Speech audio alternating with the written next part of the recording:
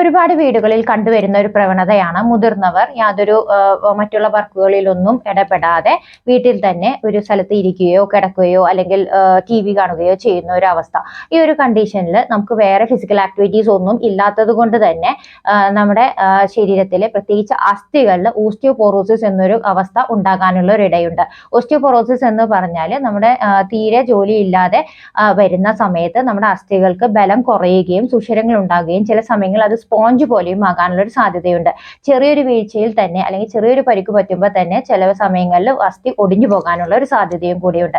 കാരണങ്ങൾ നോക്കിയാൽ കാൽഷ്യം കുറഞ്ഞു പോകുന്നത്, വൈറ്റമിൻ ഡി കുറഞ്ഞു പോകുന്നത്, പിന്നെ ഞാൻ ആദ്യം പറഞ്ഞ പോലെ തന്നെ ഇങ്ങനത്തെ ഒരു ലൈഫ് സ്റ്റൈല്, പ്രത്യേകിച്ച് യാതൊരു ജോലികളും ചെയ്യാതെ വീട്ടിൽ തന്നെ ഇരിക്കുന്നത്, ഇത് സുരക്ഷിതമാകുന്നതിന് വേണ്ടിയിട്ടായിരിക്കാം നമ്മൾ അങ്ങനെ ചെയ്യുന്നത്. അത് നല്ലതാണെന്നാണ് എല്ലാവരും കരുതുന്നത്. എന്നാൽ ചില കാര്യങ്ങളിൽ ചില അവസ്ഥകളിൽ നമുക്ക് ചെറിയ ചെറിയ ജോലികൾ ചെയ്യുന്നതാണ് നല്ലത്. ഇങ്ങനെ തീരെ ജോലിയില്ലാതെ, ജോലി എന്ന് പറഞ്ഞാൽ നടത്തമോ വ്യായാമോ ഒന്നുമില്ലാതെ വെറുതെ ഇരുന്ന് TV കാണുന്ന മുതിർന്ന ആളുകളിൽ ഇങ്ങനെ ഓസ്റ്റിയോപോറോസിസ് വരാനുള്ള സാധ്യത വളരെയധികം കൂടുതലാണ്. പിന്നെ ഹോർമോണൽ ഇംബാലൻസസ്, അത് മെനപ്പോസ് കഴിഞ്ഞ മുതിർന്ന സ്ത്രീകളിൽ കൂടുതലായി കാണുന്നു. പുരുഷന്മാരിലാണെങ്കിൽ പുകവലി, മദ്യപാനമുള്ള ആളുകളിലും ഈ അസ്ഥിയുടെ ബലക്ഷയം കാണാറുണ്ട്. സ്റ്റിറോയിഡ് അടങ്ങിയ മരുന്നുകൾ കഴിക്കുന്നവർക്കും ഇത് ബാധകമാണ്.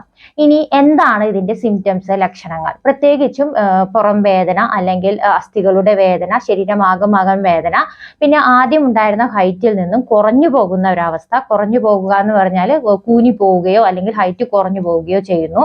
ഇനി അതിന് പുറമെ തന്നെ ചെറിയൊരു പരിക്ക് പറ്റുമ്പോൾ തന്നെ അസ്ഥി ഒടിഞ്ഞു പോകുന്നു. ഇതൊക്കെയാണ് പ്രത്യേകമായിട്ട് കാണുന്നത്. ഇനി എങ്ങനെ നമുക്കിതിനെ കുറച്ച് നല്ല രീതിയിൽ നമുക്ക് ഇതിനെ എങ്ങനെ കൈകാര്യം ചെയ്യാം? പ്രധാനമായിട്ട് ചെയ്യേണ്ട കാൽഷ്യം, വൈറ്റമിൻ ഡിയുമാണ്. കാൽഷ്യം നല്ലപോലെ ഉള്ള ഭക്ഷണങ്ങളായ പാല്, എള്ള്, ഇലക്കറികൾ, അങ്ങനെയൊക്കെയുള്ള സാധനങ്ങൾ ഭക്ഷണത്തിൽ ഉൾപ്പെടുത്താം. വൈറ്റമിൻ ഡി കിട്ടുന്നതിന് വേണ്ടിയിട്ട് രാവിലെ 10 മണിക്ക് മുൻപും വൈകുന്നേരം 3 മണി കഴിഞ്ഞിട്ടും വെയിലത്ത് ഇരിക്കുകയോ നടക്കുകയോ ചെയ്യാം. എക്സർസൈസുകൾ ചെറിയ രീതിയിൽ നടത്താം, അല്ലെങ്കിൽ യോഗ ഒക്കെ ചെയ്യാം. ഇനി അതൊന്നും ഇഷ്ടമില്ലാത്തവർക്ക് വീട്ടിലുള്ള ജോലികൾ തന്നെ അത് ചെയ്യാനായിട്ട് അവരെ അനുവദിക്കുക.